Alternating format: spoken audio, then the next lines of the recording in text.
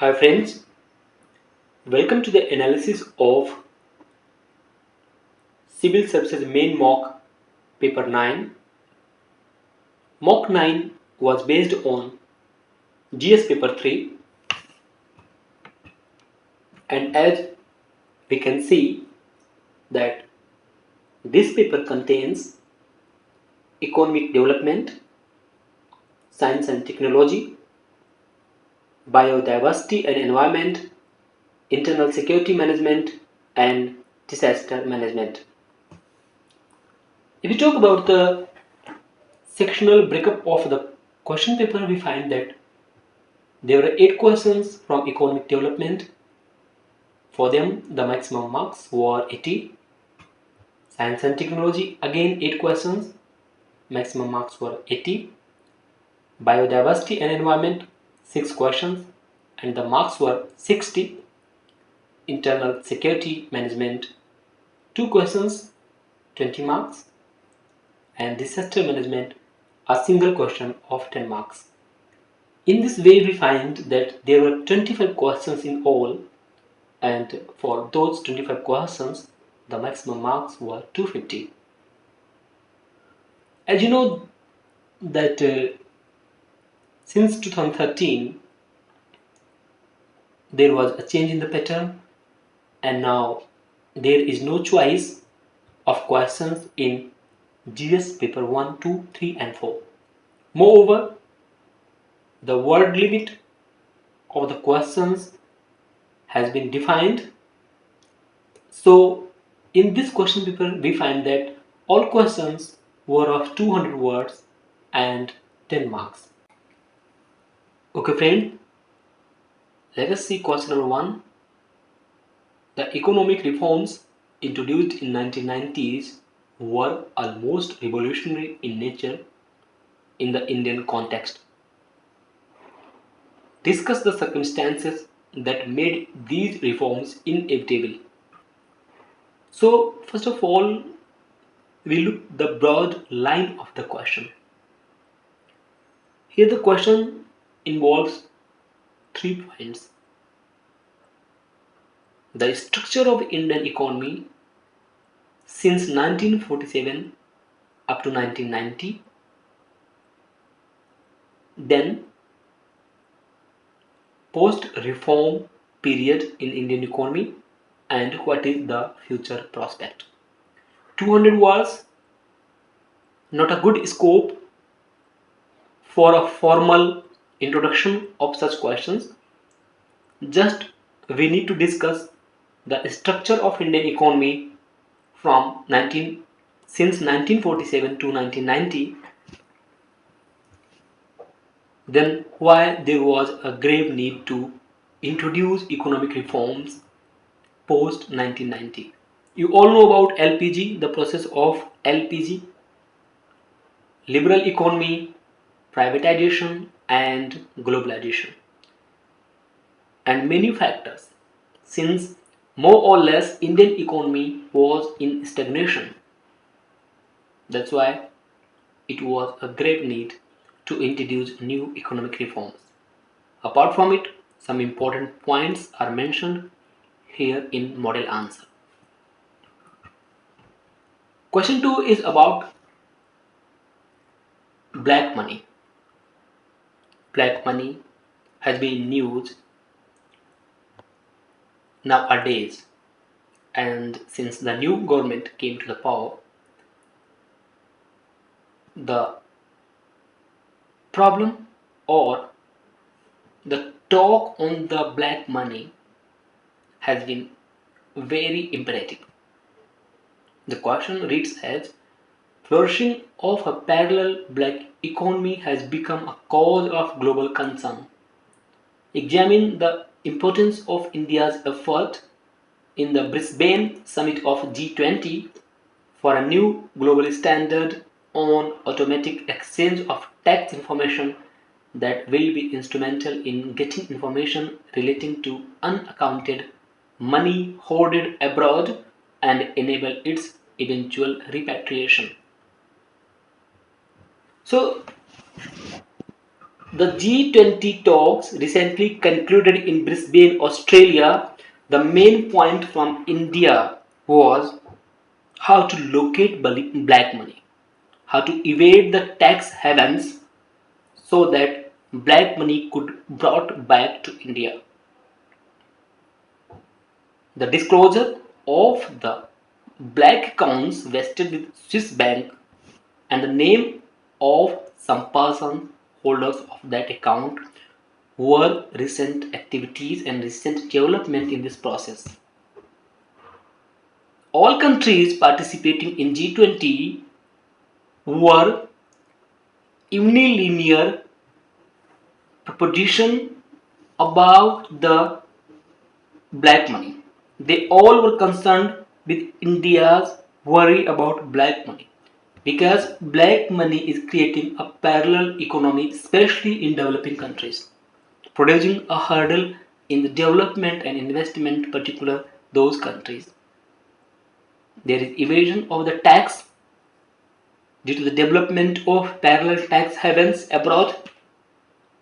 The routes of FDI and other process of investments have been shifted. The problem of tax avoidance, etc. So some points on question number 2. Question number 3. Definitely agriculture is part of economy. And a conventional and developing country like India, agriculture plays a very important and vital role. Question 3 is agriculture sector is the most inefficient sector of Indian economy and reform in this sector has been proved slow. What measures should be taken to improve efficiency and contribution of this sector in the economy? We all know almost more than 50% of chunk of population practice agriculture, while its contribution in GDP is less than 20%. In India, agriculture has become just subsistence in nature, and what we need to make it substantial. So the shift from subsistence to substantial is the key issue. What are the measures? The measures are land consolidation, followed by fiscal consolidation, introduction of innovative technology in the agricultural field, investment availability of credit, and to shift or to switch towards job orientation in agriculture, followed by some cottage based industries and process of food processing. These are key issues. In that way, we can turn the mass who are engaged in agriculture a productive division of the Indian economy, like service sector. Otherwise, all sector. Why India is a poor country? The main reason is that 50%, more than 50% population's growth rate is less than 4%. Rest all sector, service, manufacturing, construction, etc. Their growth rate is almost 10 to 15 or sometimes 25% in some particular sectors. So there is a disparity, there is a ditch between or drench between the poor and the affluent. Because one section is growing less than 4%, one section is growing at the rate of less than 4%, another section is growing almost 20% or 15%. That is the widening gap between the rich and poor in India. To change this scenario, we have to focus on agriculture. This was question number 3. Question 4 comes again from economy. A recent development. The Government of India recently has constituted the Expenditure Management Commission under the chairmanship of Bimal Jalan. Discuss the need and importance of the constitution of the commission. Basically, the Expenditure Management Commission has been set up for fiscal consolidation to review the subsidies. The commission will suggest the way we can curb different type of subsidies which are a huge burden on the government treasury. There is need to review the all allocative or operational subsidies in India, cut in subsidies so we can turn or we can improve the other sectors providing different type of investments and credit. Question number 5 is about India has recorded significant changes in the pattern of its foreign trade since the introduction of economic reforms in 1990s. Discuss the changes that came in different dimensions of Indian foreign trade after reforms. So basic feature of Indian trade after 1990s reforms, the key points are volume of trade. Point number 2 is region or areas of trade, and point number 3 is the commodities or the number of commodities involved in trade. No doubt we know that India is primarily an importing country, means our imports are higher than exports. That's why there is a huge trade imbalance. But volume of trade has been significantly grown up, almost 4.5 times, from 0.6% of world trade in 1995 to almost 2% in 2013. That is the India's share in global trade. Not only this, India's dependency on the import has been reduced, though the number of importing items have been increased. Simultaneously, the number of exporting items have been also increased, but India's dependency on import has been reduced. It means we are widening. We have been succeeded to curb or to contain the widening trade deficit. And the most important thing is, in the global world, as the economy becoming the global in its nature, India's trade has been shifted from a particular region to all world. Like erstwhile, the greatest trade partner had to be the Gulf country or the European countries, but now these are Asian countries. So these are some important factors. Apart from it, SAFTA and other free trade agreements are also important. This was question number 5. You all know all questions are of 200 words and 10 marks for each question. Okay friends, now come to question number 6. Following the recommendations of an expert group headed by Shyamala Gopinath on small saving schemes, the government of India has proposed to give a market orientation to these schemes. Examine the importance of these schemes in Indian economy and discuss how are these operated.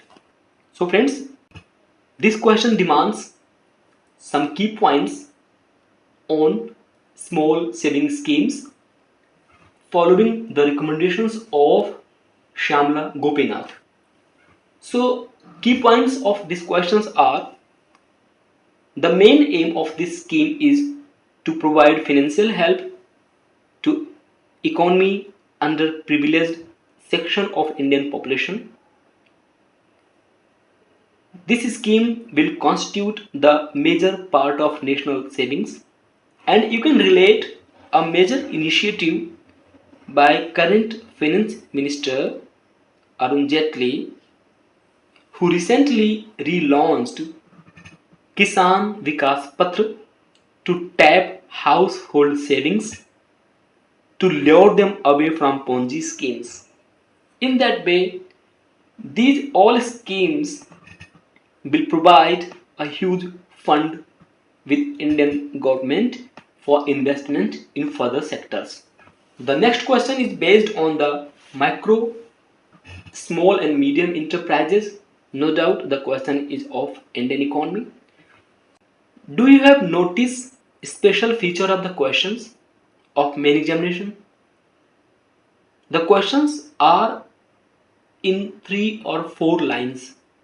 First 2 3 lines provide an information about something, then the question is asked at the last. So approach should be that just point the question, the point which has been asked in the question.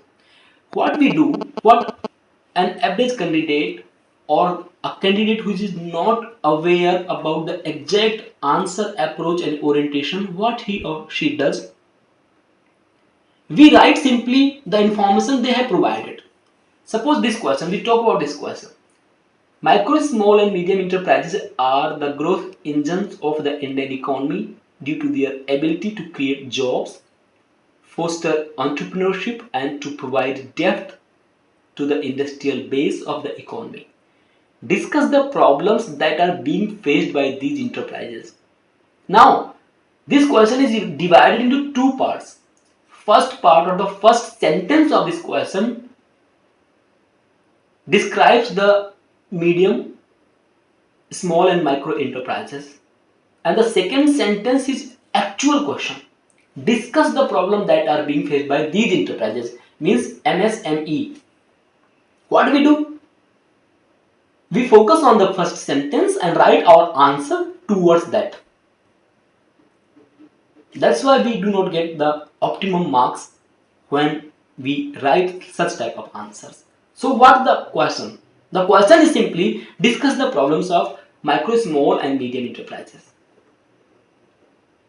So we have seen that how MSME sector is a fillip for Indian economy. The way it is providing substantial growth in Indian economy, job orientation, employment generation, etc. The problem is that most important problem is problem of availability of the credits, problem of technological innovation, and if the credit is available, the high cost of credit or the interest rates are quite high. Not sufficient input of knowledge, adequate and suitable technology is not available, low availability of credit and the poor technology and knowledge input provides the poor productivity. These are some key points for this question. Question number 8. Again a question on banking and economy. Non-performing assets, poor loan recovery and money laundering are major problems that are draining the Indian banking system. Discuss the reasons of above problems and the measures to tackle them. Here both sentences are interrelated. There are the 2 sentences and the problem is vested with those 2 sentences. What are the problems? With high NPA in banks, bad loan or poor loan. Reserve Bank of India has warned about the increasing NPAs with public sector banks. And almost the bad loan category or the threat loan category is amounted to approximately 5.5 lakh crores. The recent example is Kingfisher Airlines is unable to pay its debt to Industrial Bank of India. There are lots of recommendations to reduce or to curb the NPAs of the banks. The result of high NPAs and poor loan and bad loan are that these slow down the process of the economic growth. There are the shortcomings in the appraisal of the economic system of the banking. Apart from it, the availability of the further credit to needy becomes a hazy process. Black marketing, money laundering, etc. are other problems which are related with increasing NPAs. Come to question number 9. A question is related with environment. The rapidly increasing vehicular population across the country is a matter of concern, and it is likely to negate the positive impacts of the pollution control measures taken by the central government for controlling vehicular pollution. In regard to the given statement, discuss the recommendations of Soumitra Chaudhary Committee on auto fuels. We know that exhaust from auto fuels is a major concern for increasing level of pollution in cities. For this, a committee has been constituted under the chairmanship of Soumitra Chaudhary, which has recommended some important points.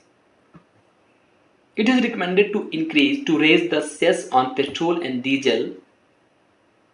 In that way, we can discourage the use of the diesel automobiles, and if we cannot discourage the use of diesel automobiles, then the cess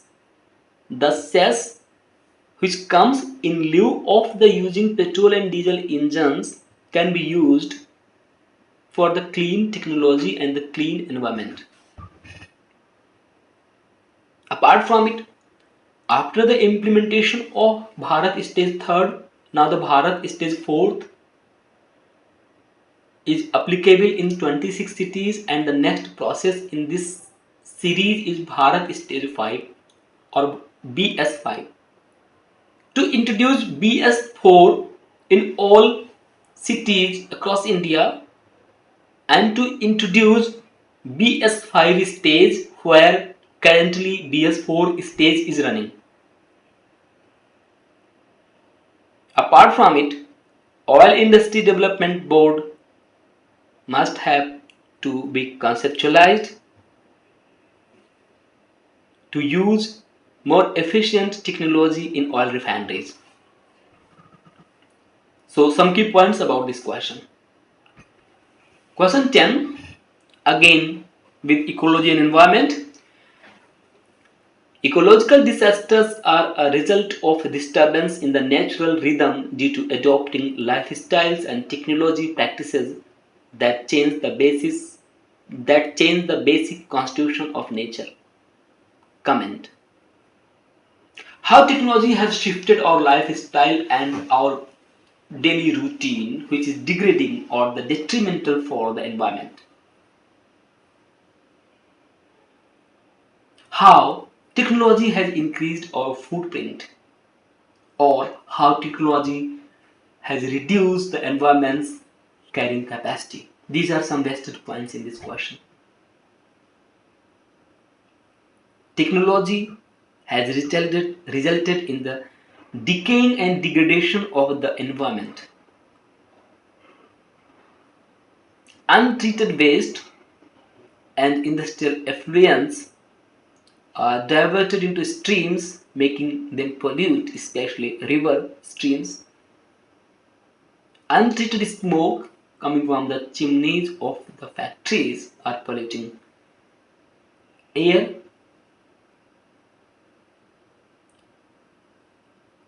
Moreover, there is a deposition of carbon layer on the leaves of the green plants.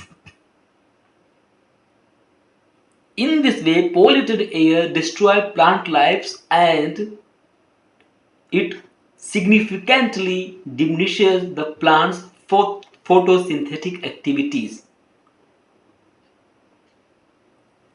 So these are some key points of this question.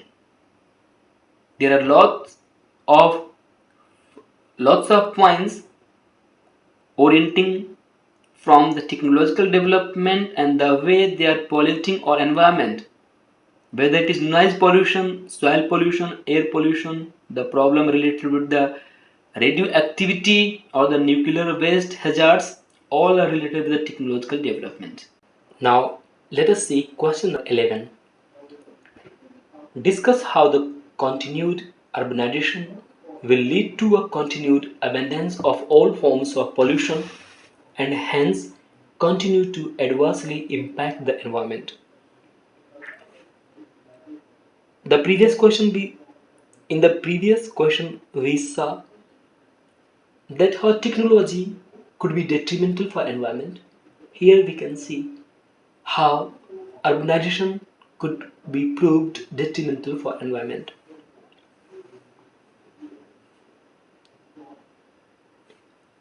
Urbanization is followed by technological advancement. And if since technology has been detrimental for environment, no doubt urbanization would be also. But the urbanization could be detrimental for environment or it can degrade environment in other ways. Like urbanization is not only a concentrated and huge population in a certain region. Urbanization is generally signifies the increase in population density due to migration and other factors, and the roads, houses and other infrastructures are more advanced. In advance, it means there would be pakka house, cemented roads, roads made of asphalt, etc. Now, urbanization, in the process of urbanization, when the conventional houses are turned into pakka houses or the conventional mud roads are converted into asphalt road or the cemented roads, what does it happen? It happens the trapping of more and more insulation and cements and bricks reflect a huge part of infrared radiations, but in turn they are trapped by increased volume of carbon dioxide in atmosphere. It means on land there is development of heat islands and in atmosphere there is global warming. Apart from it, the problem of sanitation or the poor sanitation, the problem of untreated wastage, the sewage or the effluents which are just exhausted to the streams or rivers. In this way, the urbanization is detrimental for environment. Okay, now come to question number 12. The quality of production and excellence in science is falling rapidly due to poor peer evaluation system and merit-based incentives. Discuss how and why the science education in India is lacking due to lack of the quality education, poor research facilities, poor science temperance and technological temperament of the people, poor facilities of R&D, and no productive encouragement towards scientific education in India. There is another kind of brain drain. People who are graduate in science or technology are doing the jobs of management. So the problem of proper and timely employment and promotion in science and technological field is also quite responsible for this factor. These are some important points of this question. Question 13.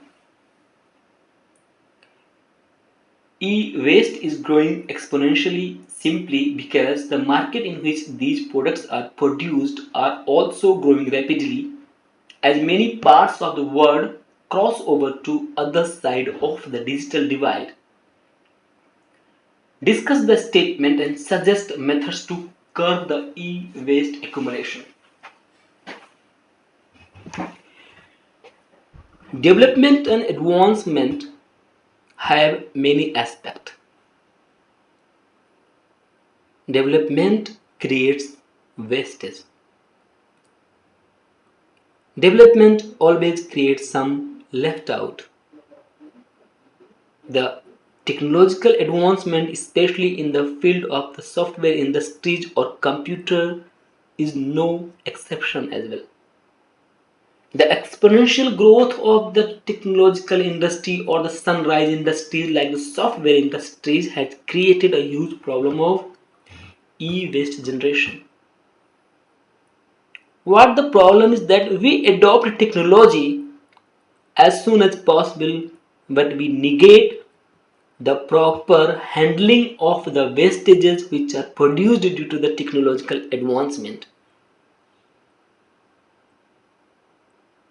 There are lots of shops which sell computer, monitor and other equipment, devices and parts, but rarely we can find a shop which purchase or waste computer, monitor, keyboard, etc.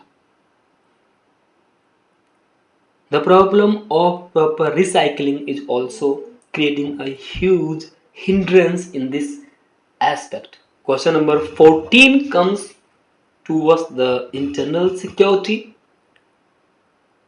It talks about the low intensity conflict is emerging as most potent threat to security. Comment on the strategies of the Indian government in managing the LIC.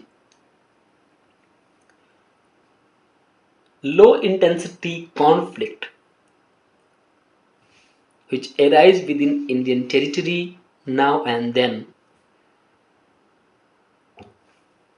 Strategies to handle low intensity conflict are developmental procedures involving people's participation, negotiation with the separatist or the authorities responsible for the low intensity conflict, and to use power just to remain or to keep the minimum preventive deterrence. Whether we talk about the Ulfa or the Naxalite movement or Ahom rebellion or Gurkha land or such activities which are creating internal security, whether in terms of the separatist movement or in terms of the creation of new state or the sharing of the resources, whatever it is, there is a line of function. Development involving people means people's participation, negotiation and talks, then the use of force. No doubt the use of force or the minimum preventive deterrence must be the last option, but we have not to compromise with the security standards within Indian territory. Now come to question 15, again about environmental degradation.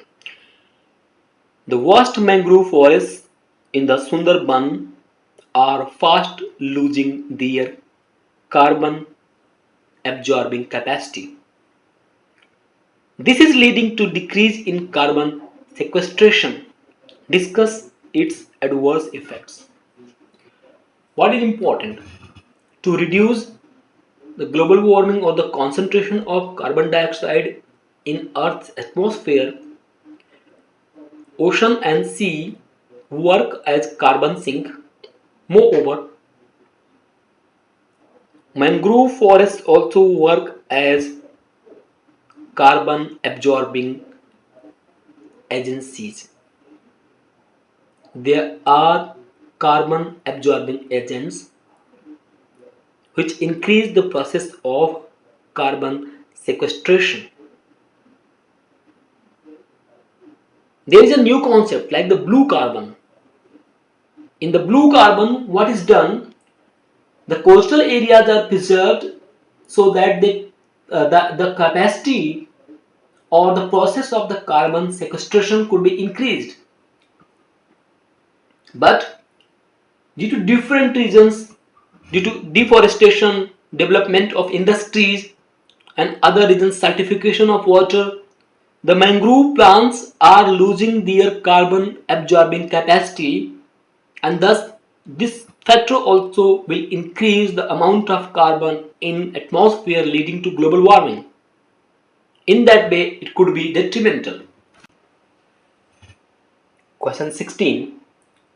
Although significant progress has been made in controlling leprosy and reducing the burden of the disease, much remains to be done in order to sustain the gains made and further reduce the disease burden. Comment. No doubt India retains lots of burden of diseases across different kind and types of disease pattern of the world. For example, India alone accounts almost 60% of global leprosy cases. The measures has been taken by National Leprosy Eradication Program, such as using the multi-drug therapy. But lots of work need to be done in this regard. Most important factor, for example, one of the most important factor after the post treatment is to reduce the stigma and the social integration of the people with the community. Integration of those people who are suffering or who have suffered from leprosy with the social community means to cut and reduce the stigma is also one of the most important factor related with the leprosy eradication program. Question 17 is about a disaster management, especially disasters caused by LPG. It can be any form: LPG leakage, the accidents on road, bottling, transferring, transportation, etc. Discuss the role of emergency response vehicles or ERVs to tackle LPG related disasters more effectively. Household LPG disasters related with LPG at public places like market, hospitals, schools, on road during transportation, during bottling plant or en route or decontamination, etc. are the LPG threat areas. To introduce ERVs could cut the threat produced by the LPG disasters. For this, recently, Hindustan Petroleum HPCL introduced additional ERV in Kerala. There are different measures to curb, like decanting of the LPG from the ill-fated tankers to reduce and to mitigate the disasters.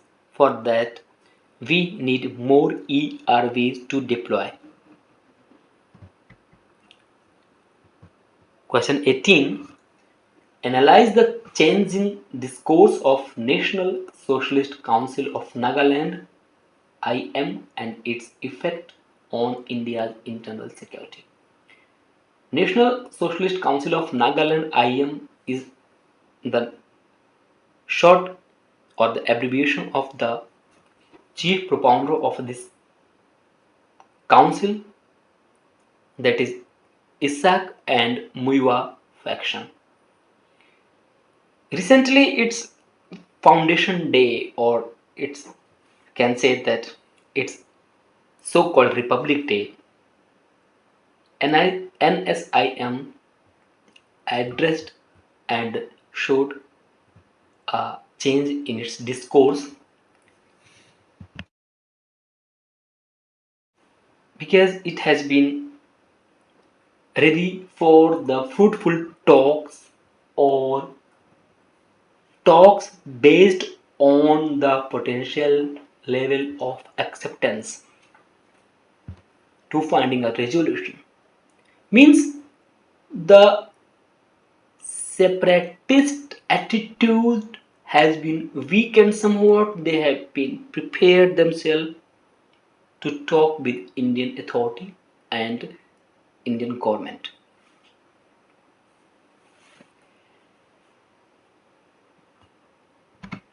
Question 19. Police and security agencies need to be more proactive in dealing with the growing threat of computer crimes and cyber crimes. Discuss.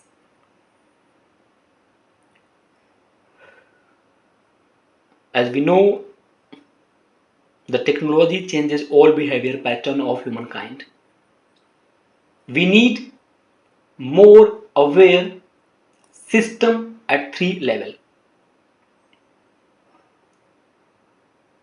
Authorization of the cyber crimes. It means we have to constitute proper authorities to curb and monitor such crimes.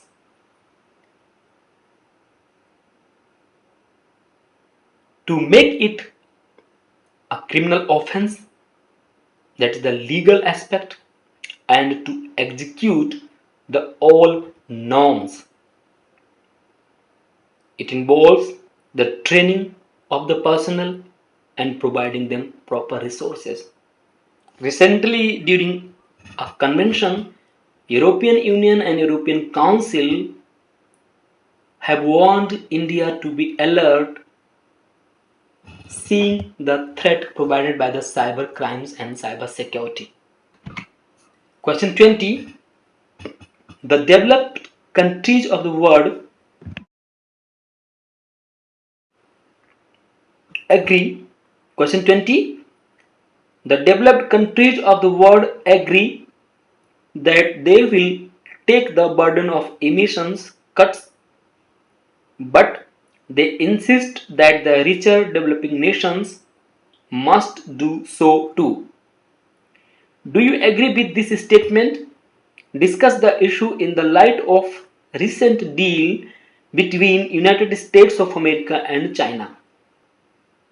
During recent G20 summit at Brisbane, Australia, US and China have agreed to cut the emissions and to lower the production of carbon dioxide by 2025.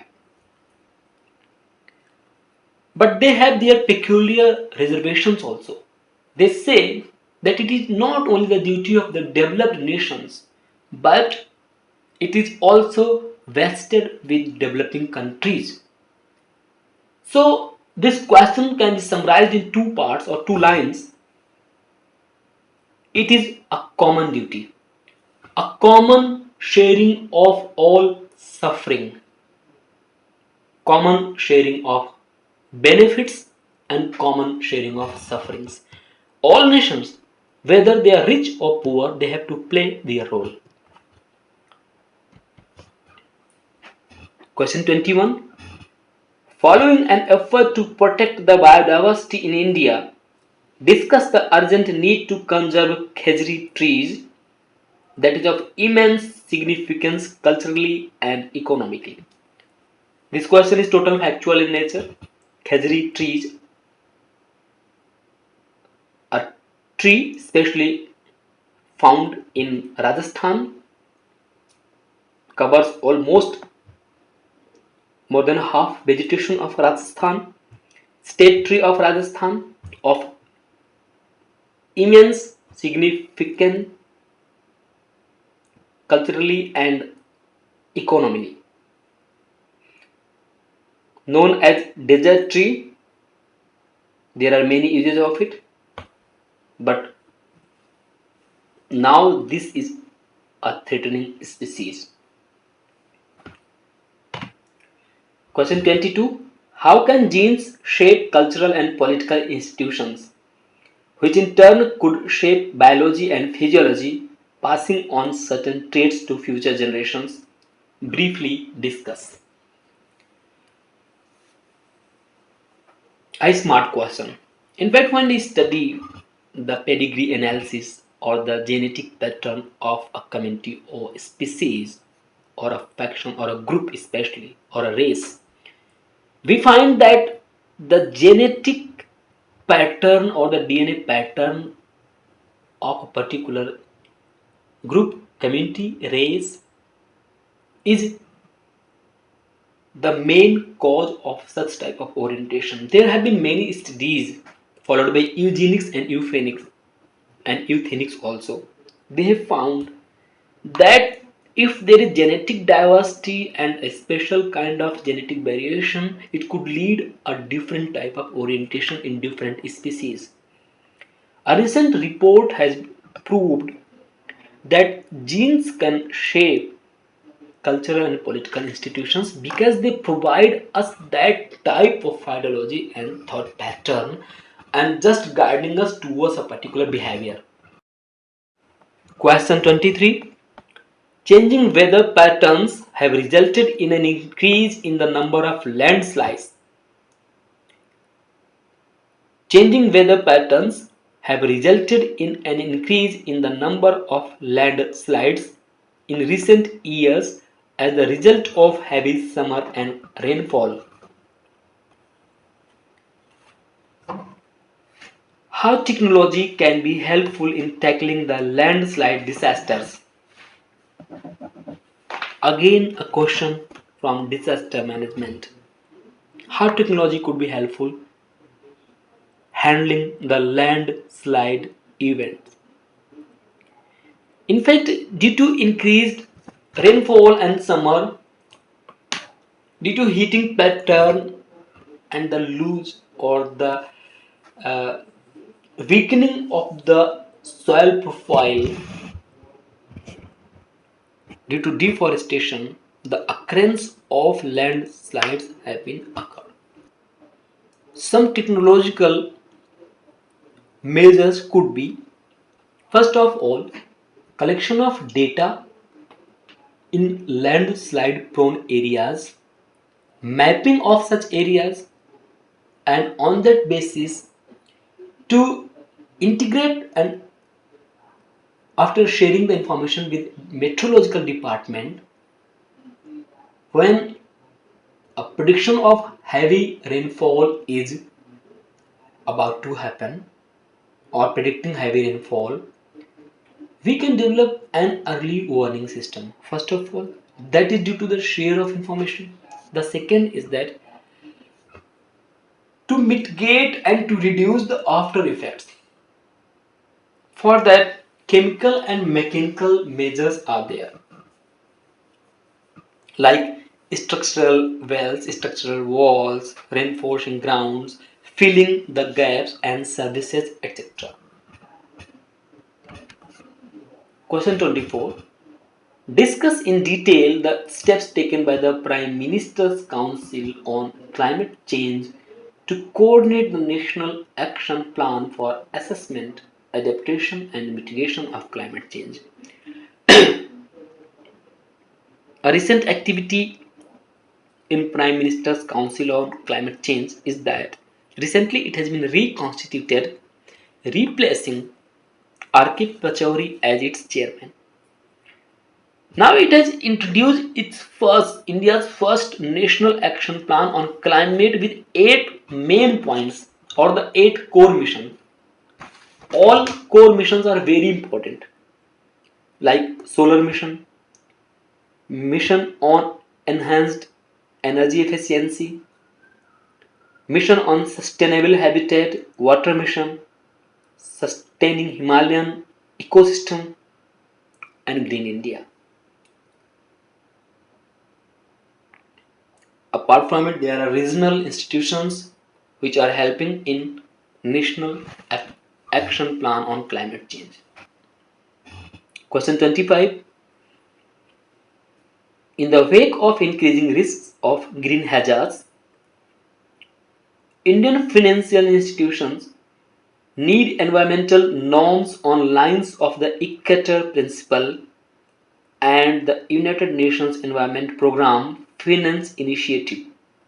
Comment. Green hazards.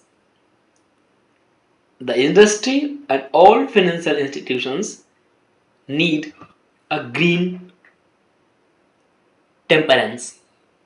For that, the meaning of the question is that Reserve Bank of India and banking system should encourage and enhance the possibility and other practices which are involving the green methods like clean technology. They should